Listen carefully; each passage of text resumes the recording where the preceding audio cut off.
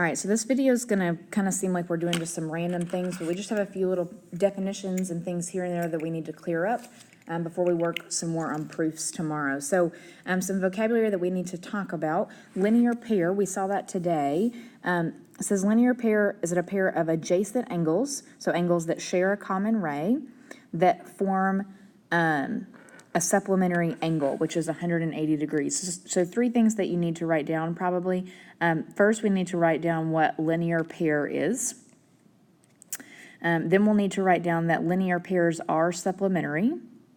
That means when we add them together, they equal 180. So then we need to write down with that what supplementary means. So supplementary are two angles that add together to equal 180 degrees. So supplementary equals 180 degrees. And then with that, there is also something called complementary, which we haven't talked about yet, but we will. May as well just show you now. And complementary are two angles that add together to give you 90 degrees, or whose sum is 90 degrees. The easiest way for me to remember that, this is kind of a cheat. You may find another method, but supplementary, you can make that into an 8, right? If you like draw a line across, so that should remind you that's like 180 degrees. And then complementary, you can make the C into a 9, so that's like 90 for complementary. There are plenty of other tricks to remember that, but whatever you need to do, you just need to know the difference between those two and the definition of linear pair. All right, we also have, this is the page you tore out from your book. So most of these postulates we already talked about. Through any 2 points, there is exactly one line, so any 2 points are collinear. The same way in this middle one, any 3 points are going to be coplanar, so any 3 points make a plane. If 2 points lie in a plane, then the line containing those points is also in the plane. Again, that's all kind of common sense.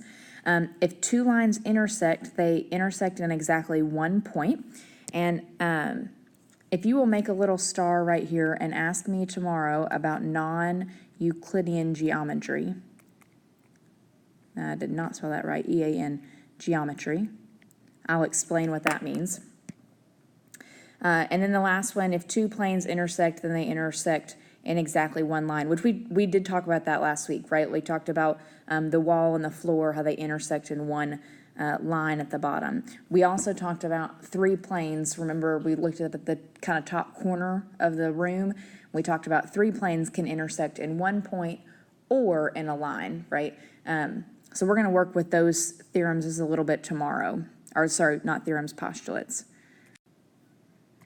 All right, so counterexamples can be used to prove that things are not true. So you're not going to use them necessarily in a proof the way that I've taught you so far, but it is good to know just for logical thinking, and we may touch on them a little bit later.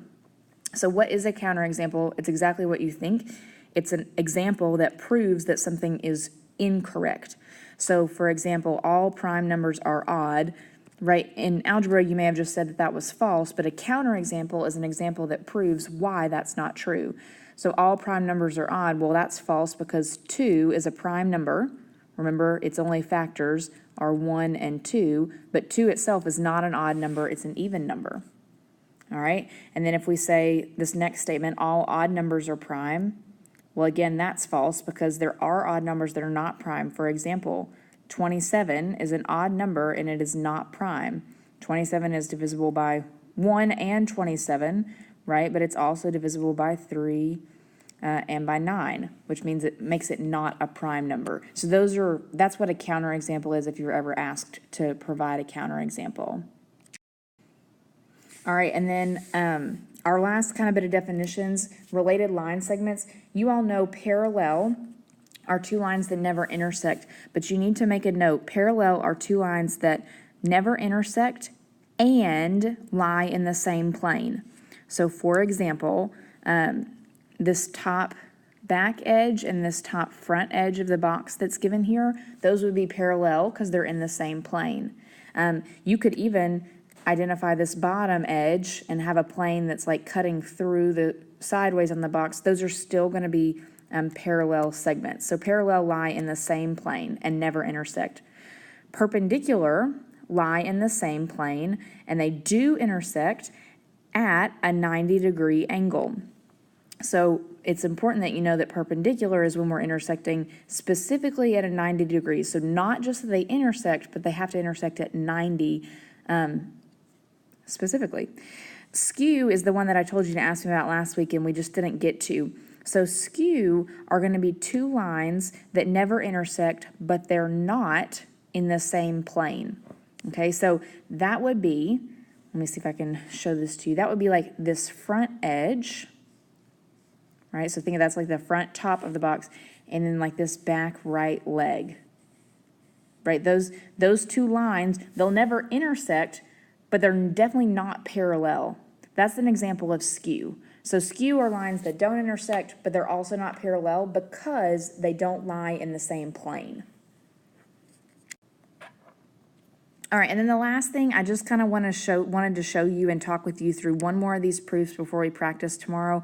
We'll try to kind of build our way up so that you're starting to feel more comfortable. So remember, in a prove statement, they give us the given, and they are actually going to tell us what they want us to prove, so we'll know when we're finished. So you all know the very first thing you do is state the given, like the statement and the reason. And then let's just kind of I just want you really just to pause and take a minute to think through how they've come up with this proof. See if you can make sense of what steps they're doing, maybe why they're doing them in the order that they're doing them, and then maybe make a star of any questions that you have about why they had to make or say a certain thing before they could kind of move to the next step. All right, so we'll talk about that one first thing when you come in tomorrow.